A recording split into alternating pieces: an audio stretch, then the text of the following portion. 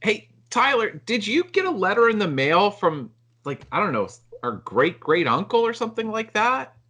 Yeah, strangest thing. Just like I don't even know this person I've really. never heard of him before. And it's you got an invitation, right? To New Orleans? Yeah, for tonight of all Yeah. things. Yeah, exactly. Is like New Orleans, isn't that Mardi Gras?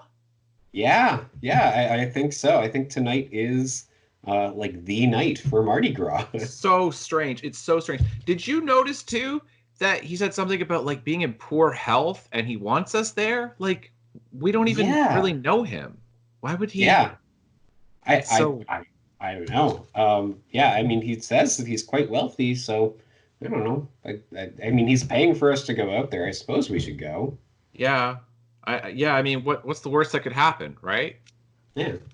I mean, Yeah, it's it's not not like like we'll be permanently disfigured or anything. no. No. That I don't even know why you would think that. Who would ever I don't. think that they would get permanently disfigured by visiting a dying relative in New Orleans during Mardi Gras, right? Yeah. Yeah. Rod Serling, that's who. Hello, and welcome to Twilight Zone Tuesdays presented by Ignore the Bell. My name is Nathan. And I'm Tyler. So we are talking about episode. So this is season 5, episode 25, The Masks. This was first aired on March 20th, 1964. It was written by Rod Serling and directed by Ida Lupino. I did a little bit of research, and she is the first and only woman to direct a Twilight Zone episode. Oh wow. Yeah, That's really awesome. I know. I'm like, oh, I'm so great that the one episode that's directed by a woman that was like one of the ones that I chose for this because I didn't like you know what I mean. There was no intent. It wasn't like oh I better fill this out. I didn't even think Yeah. about how many women had directed the Twilight Zone, and certainly for back then, 64. Like Yeah. that's great. And Absolutely. she also starred in an episode of the Twilight Zone as well. So and Hmm. she's the only person to ever star in an episode and also direct an episode. So Interesting. yeah. Wow. Um, all right, and so we do have a sponsor for today, or do we have two sponsors? Because I know Yes, I we was approached by a sponsor.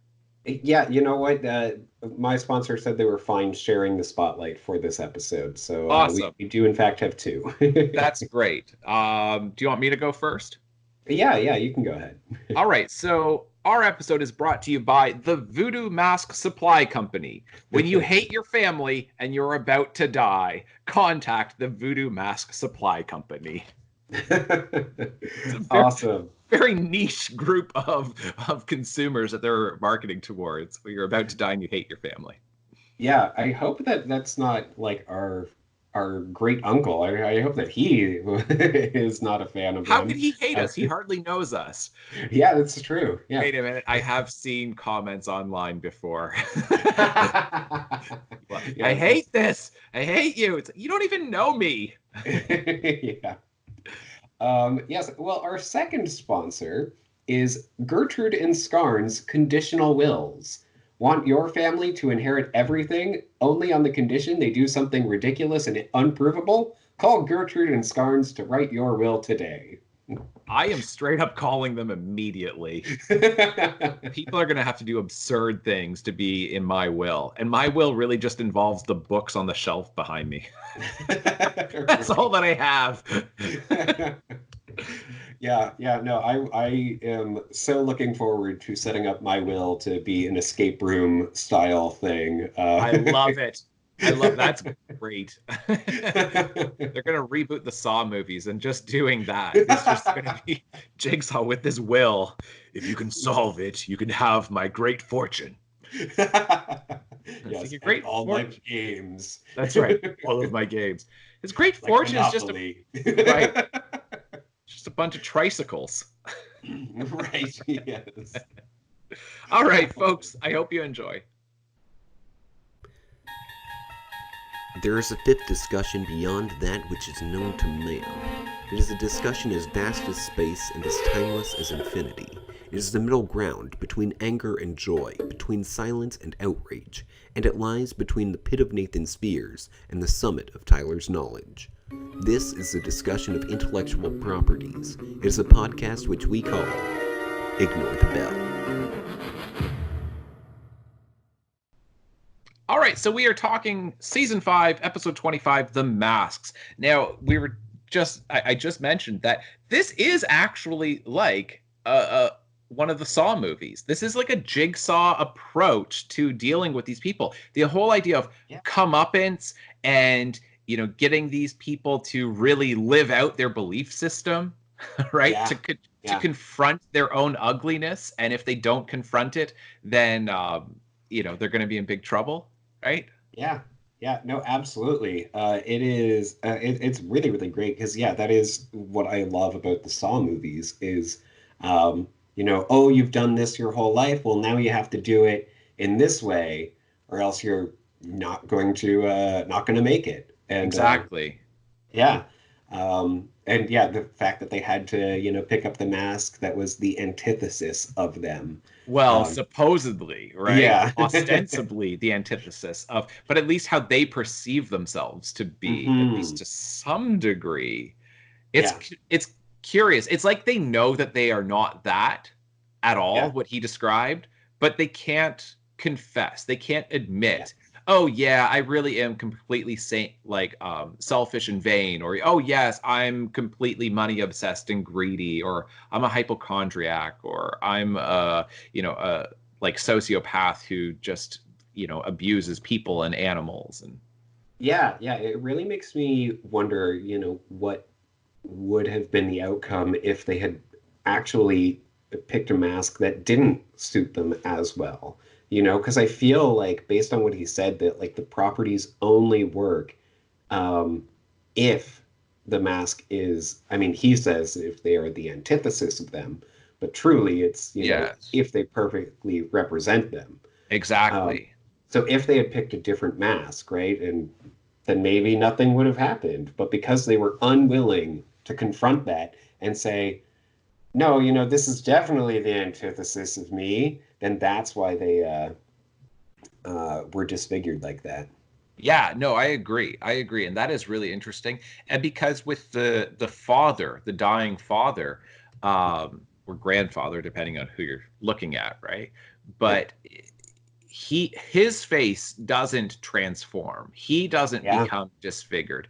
And that's where it gets interesting, because even though he's wearing the face of death and he does ultimately die at the end of it, is that the transformation, or is that his face is physically not transformed because he truly lived, that he was full of life, and that he was intentional about really living his life and living it the way he wanted to live it.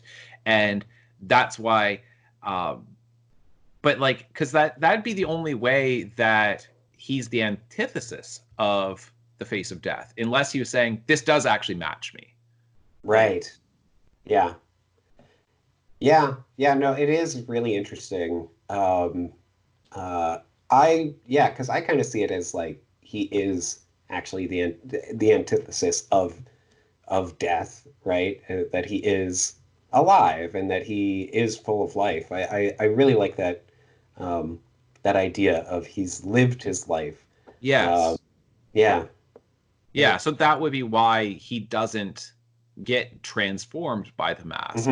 But yeah, absolutely. If they just made a better choice, and if they could really confront their own moral failings, let's say, like their own character defects, if they could squarely look that in the eye and say, you know, well, if it has to be the antithesis of me, then it would be, you know, a beautiful face, or it would be a healthy face, or it'd be a selfless face, not a selfish face, then they would have been fine.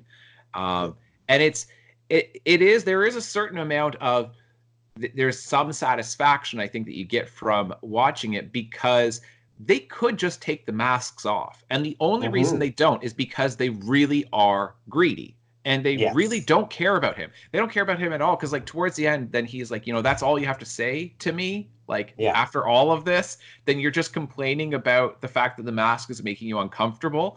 It's, you know, I'm dying, I probably don't have very much longer to live whatsoever. You're not saying goodbye. You're not thanking me for being in your life. You're not saying anything. You're not thinking about me who's dying. You're just thinking, this is boring, or I don't like wearing a mask. And that the only reason they don't remove it is because they just don't care about him, but they really do want his stuff. Yeah. And he knows that. He's convinced of it, which is why he orchestrates this entire thing. And so there is a significant amount of satisfaction, I think, for most viewers when they're watching that. And I guess my question to you, though, is he a villain, though, in doing this to them?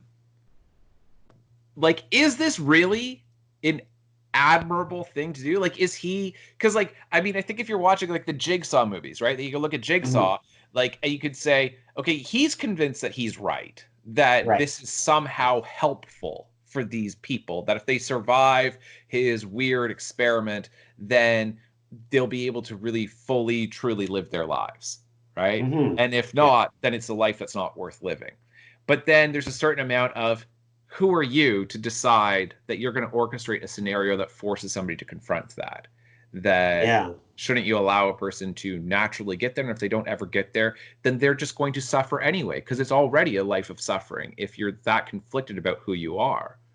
So, because they already were, like, if you meet somebody, let's say with that, the daughter, like or the granddaughter, the young woman, who was married to Dennis Hopper at the time. So that's interesting. Yeah.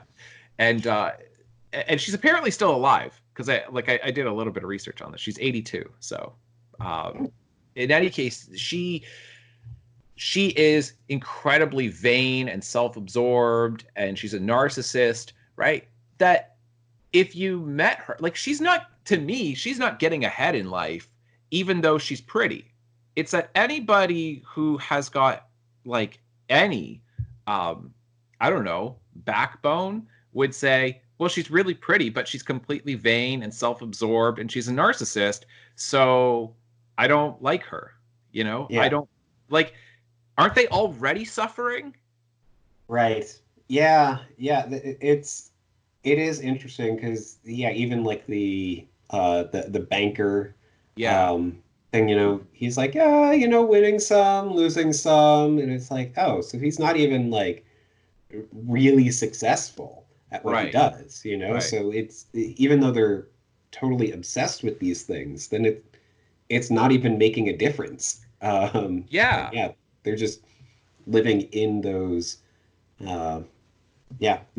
living in those vices. Exactly, vices, because that's really what they are. Because the daughter, the woman who is the hypochondriac, the daughter, or the mother to the children, then I mean, she's fearful. She's, terrified of everything, and is completely self-absorbed, but she's not at peace. She's not content. She's not happy. So then mutating her face into this grotesque visage, like, so she's going to suffer even more. But wasn't she already suffering? Like, what did he accomplish by doing this, other than, like, because I guess my question is saying that I'm going to force them to physically look on the exterior the way they look on the interior. So that way the world will know, like, the world won't be fooled by them. And I guess my question is, but is the implication that the world really is that shallow, that we can't see beyond physical appearances, that we need that physical appearance to tell us that person is a monster? Right. Yeah, no, it is interesting. And I do think this is one of those examples where I think the episode works really well in the limited time that it has. And if we got more, then it would just, it just falls apart as soon as you start to, really analyze it, Well, and I don't know that it falls apart. I'm saying that when you're watching the episode, then I think that the dying father seems like there's at least some sense of sympathy or identification that we, the audience, have with him, because we see him first and we spend time with him, so we know that he's the protagonist. But I'm saying, I think that he's ultimately the villain in this. Right. That even though his children and grandchildren have serious vices, what he does is an incredibly awful act of cruelty. Yeah. Yeah. He is, going out in in a terrible way where he's just leaving them to suffer. And he's not, because it does feel like with Jigsaw, Yeah. again, going back to that, then he is trying to make them become better.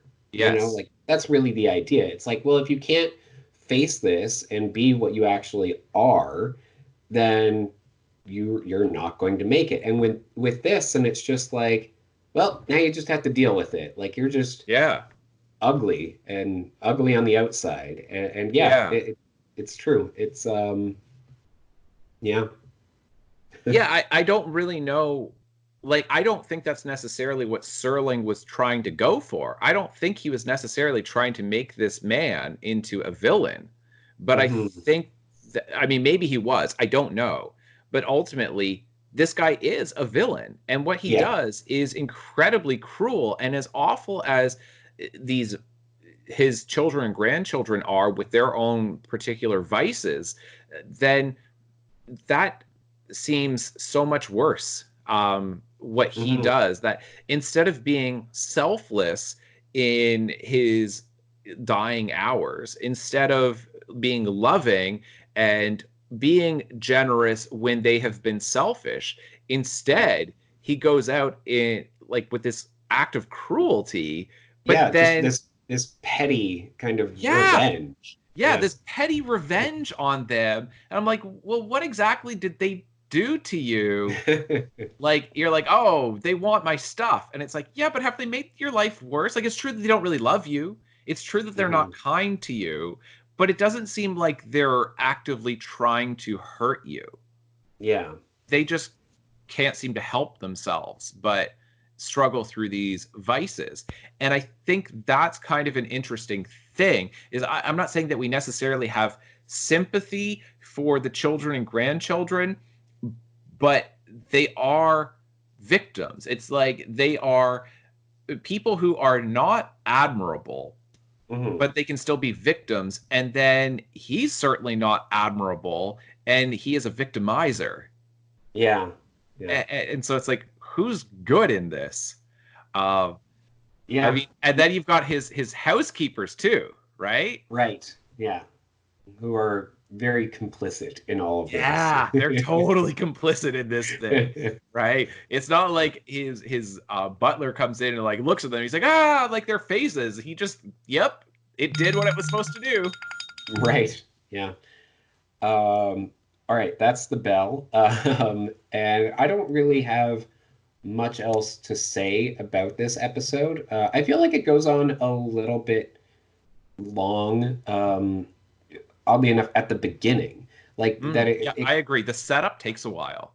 Yeah, because it does a setup, and then it kind of does a second setup. Yep. And I just feel like it wasn't enough story to fill this whole episode. I agree, and I think that is something that people have noticed about the Twilight Zone. I mean, I don't know the history of the Twilight Zone really, really well, but I've got a decent understanding of it. And from what I understand, a lot of people felt like, because this is the last season of it, season 5 is the last season. Season 4, they were hour-long episodes.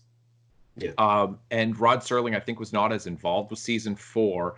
And then he did write this episode, but a lot of people commented that the quality kind of diminishes by seasons 4 and 5, and that the stronger episodes are the first 3 seasons.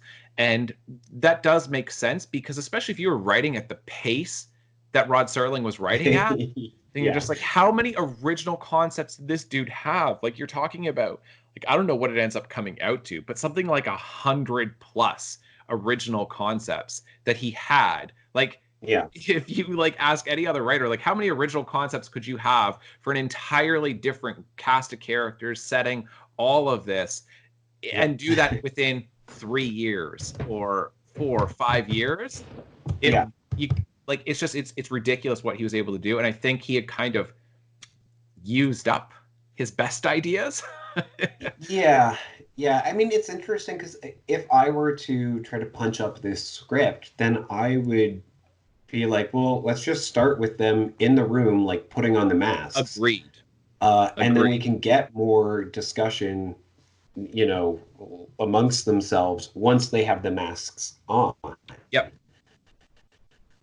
Uh, Because I yeah, think that you're that would be absolutely right. my No, because you're right. Because this is basically in three different parts. You've got the first act where you get introduced to the dying father and the interaction with him and the doctor. The second act is when the family arrives, and then the third act is them with the masks on because they don't even get the masks on until something like 8 minutes left in the episode, yeah, yeah. and you're like, So I mean, I don't know. I feel like in part it I think it's harder, especially at the time, to film when people are wearing masks and especially with right. sound, because then the sound is Yeah, going to come out muffled and you yeah. don't see any actual facial expression from people because they've got these Mm, masks on. And that can be a little bit weird watching something where there's no facial expression. And I'm sure that they recorded the voices, like they just did yeah. voiceovers when they're wearing the masks.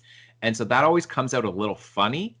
Hmm. And it just seems like maybe that's why they didn't want to do that for the entire episode of Right. having them with masks on for more than just a few minutes. Yeah, I mean it's interesting because we did have that other episode, and I'm blanking on the name right now. Eye of But the Beholder, oh or yes, yeah, yeah, Eye of the Beholder. where we didn't see any people's faces for Right. the entire episode up until the end. Yeah. And I think that, like, if they were able to do that, then with this episode, I would have liked to see them get the masks on a little bit earlier.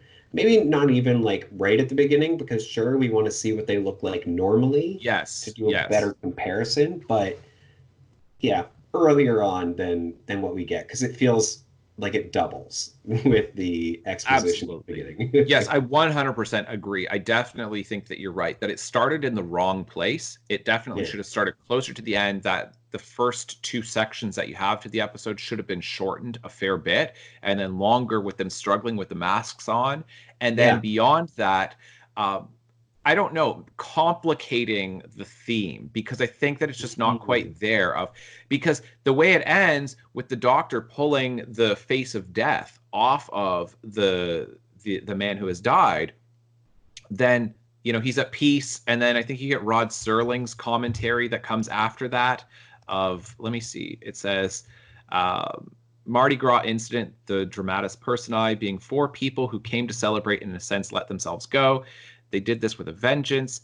They now wear the faces of all that was inside them, and they'll wear them for the rest of their lives. Said lives now to be spent in the shadow. Tonight's tale of men, the macabre, and masks on the Twilight Zone.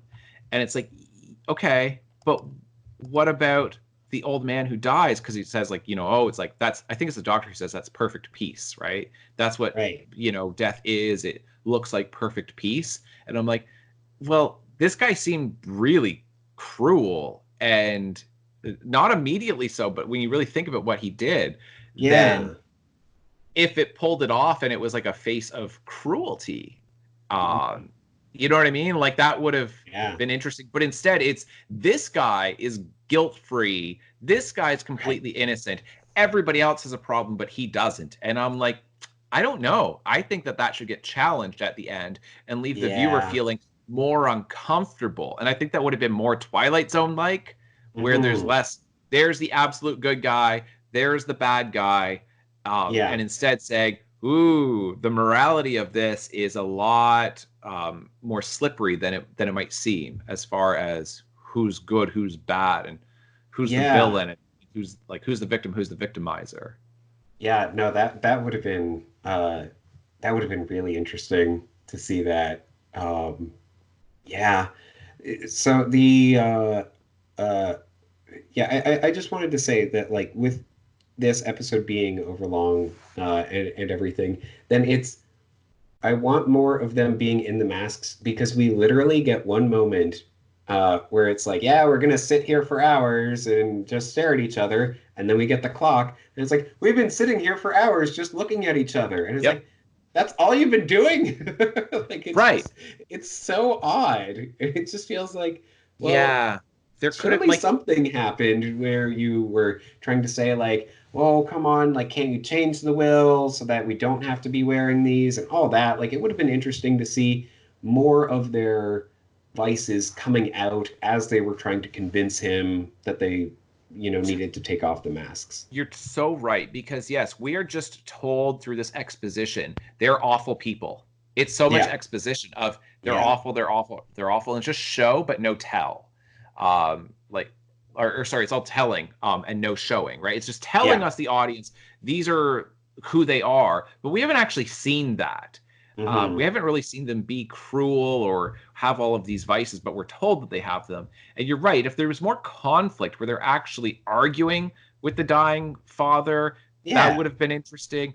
Or another yeah, part could have been, that let's say the father who's money obsessed, he's like, you know, like rifling through the desk drawers trying to find ledgers and like looking at like yeah. different like oh like the stock in this thing and like calling up somebody, how much is this worth, oh, and he's writing it all down. And like Right. the young lady that she's looking for jewelry and trying it on in the bedroom, that they all kind of go off and they really start trying to accumulate stuff before the guy's dead, Hmm. Yeah. while wearing these ugly masks. It would have been Yes. showing it a lot more rather than telling us. Like I'm just thinking about Absolutely. this as like we're talking here, but it's such a great concept and it's got such a cool ending where they pull Mhm. them off and then they do look like that, but it definitely the script could use some punching up. Yeah. Yeah. All right. Well, I guess we should take off these masks before midnight, right? I mean, it is Mardi Gras after all. Yeah, exactly. Good thing I got the antithesis of my face, that like I'm really ugly. This incredibly handsome, chiseled good looks, the antithesis of my real face. So. Yeah. Yeah. All right, folks, thank you so much for watching, and we'll see you next time. Bye. Bye.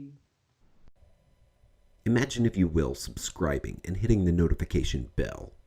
Leave your comments below and maybe, just maybe, you'll receive a response.